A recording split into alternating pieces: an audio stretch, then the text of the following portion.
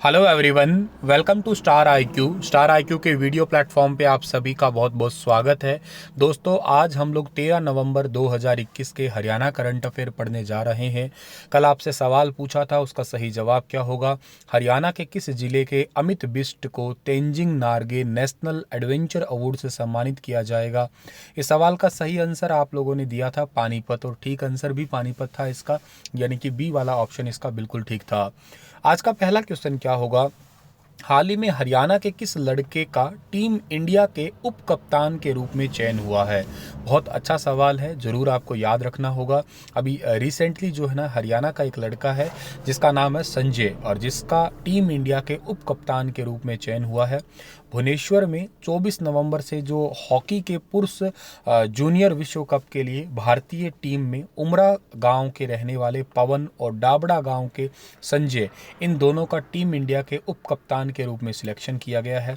2012 में संजय को दिल्ली में हुई चैंपियनशिप में बेस्ट प्लेयर का अवार्ड भी मिला था, और पवन ने यूथ ओलंपिक नेशनल लेवल पे ही 10 से ज़्यादा चैंपियनशिप में हिस्सा लेके टीम को गोल्ड दिलाने की भी अहम भूमिका निभाई थी। चलिए आगे जाते हैं हम लोग। अगला सवाल हमारा होगा कि हरियाणा के किस सेंटर को राष्ट्रीय स्तर पर बेस्ट इंक्यूबेशन सेंटर का अवार्ड मिला है। ये आप लोगों को बहुत अच्छे से आता होगा। ये एबिक सेंटर है। एबिक सेंटर हरियाणा के एचएयू के अंदर पड़ता है, यानी कि हरियाणा एग्रीकल्चर यूनिवर्सिटी जो कि हिसार के अंदर है। इसके एग्री बिजनेस इंक्यूबेशन सेंटर, जिसको एबिक सेंटर कहते हैं, इसको राष्ट्रीय स्तर पर बेस्ट इंक्यूबेशन सेंटर का अवार्ड मिला है।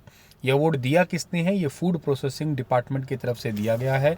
भारत सरकार के राज्य मंत्री प्रहलाद सिंह पटेल है इस डिपार्टमेंट के मंत्री। इन्होंने दिल्ली के अंदर एग्री फूड एम्पावरिंग इंडिया 2021 के जो आपका समारोह हुआ था उसके अंदर दिया।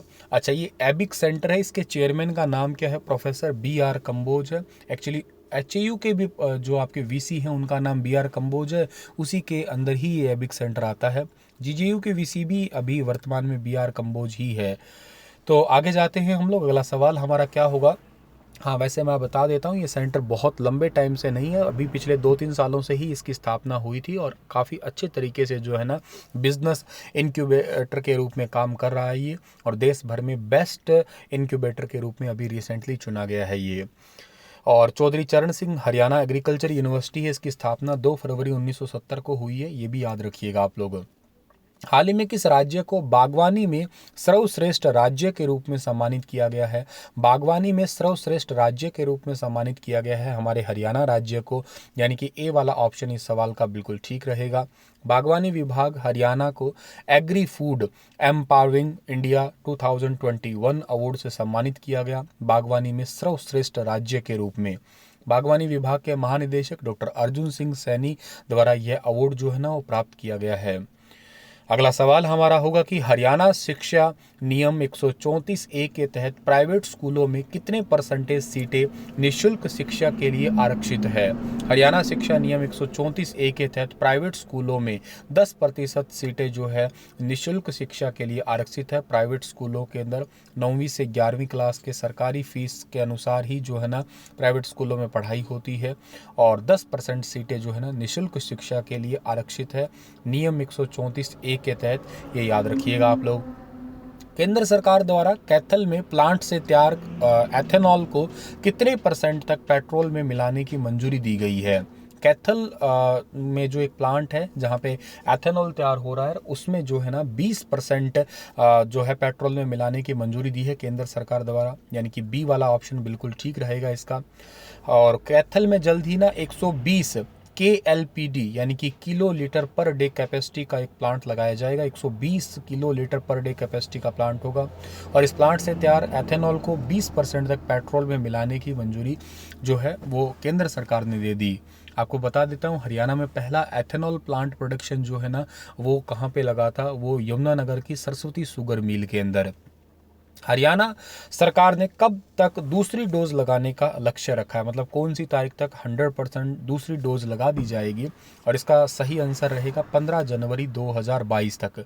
मुख्यमंत्री ने 31 दिसंबर 2021 तक अपने सभी पात्र व्यक्तियों को पहली डोज और 15 जनवरी 2022 तक दूसरी डोज लगाने का लक्ष्य रखा है। ये हरियाणा के मुख्यमंत्री जी की ऑफिशियली जन सूचना संपर्क विभाग पे ऑफिशियली आधिकारिक घोषणा है।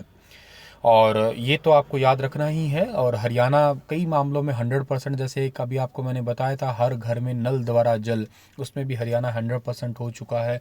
पहले नंबर पे गोवा, दूसरे पे तेलंगाना, तीसरे पे हरियाणा पहुंच चुका है। ठीक है, तो दोस्तों आज का लेक्चर इतना ही था। ठीक है, और आप लोगों के लिए क्वेश्चन होगा कि हरियाणा के इस वर्ष में कब से कब तक राष्ट्रीय तलवारबाजी प्रतियोगिता आयोजित की जा रही है। ये तो पता ही है कि हरियाणा में होगी, लेकिन कब से कब तक होगी ये बताना है आपको।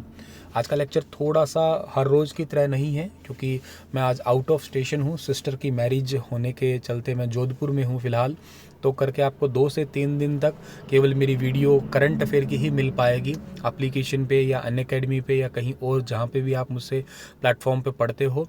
तो वो प्लेटफॉर्म पे अभी 15 तारीख तक मेरी कोई क्लास नहीं हो पाएगी, तो माफ़ करिएगा। एप्लीकेशन पे जितने भी बच्चे जुड़े हुए हैं, कोर्स लिए रखे हैं, उनको कोर्स टाइम पे पूरे करवा दिए जाएंगे। बस सिस्टर की मैरिज के चलते 2 या 3 दिन के ऑफ पे हूँ, तो इतना तो आप समझ ही सकते हैं।